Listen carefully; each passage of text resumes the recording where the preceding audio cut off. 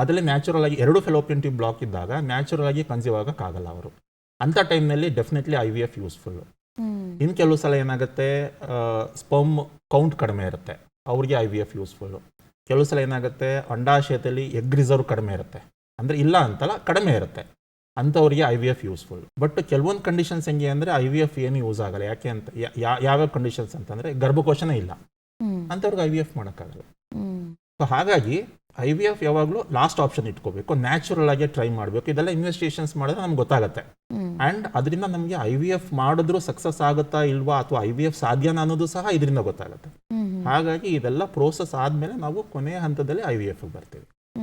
ಅಂದರೆ ಈ ಮುಖಾಂತರ ಮುಂಚಿತವಾಗಿ ಗೊತ್ತಾಗ್ಬಿಡುತ್ತೆ ನಮಗೆ ಅವ್ರಿಗೆ IVF ಮಾಡೋದ್ರಿಂದ ಮಕ್ಕಳು ಆಗುತ್ತಾ ಇಲ್ವಾ, ಯಾಕೆ ಮಾಡಬೇಕು ಮಾಡಬಾರ್ದು ಅನ್ನೋಂಥ ಎಲ್ಲ. ಹೌದು, ಜನರಲ್ಲಿ ಅದೊಂದು ತಪ್ಪು ಕಲ್ಪನೆ ಇರುತ್ತೆ, IVF ಅಂದ ತಕ್ಷಣ ಮಕ್ಕಳು ಆಗೇ ಆಗುತ್ತೆ. 100% ಕೆಲವೊಂದು ಕಂಡೀಷನ್ಸ್ ಅಲ್ಲಿ IVF ಮಾಡಿದ್ರು ಯೂಸ್ ಆಗುತ್ತೆ.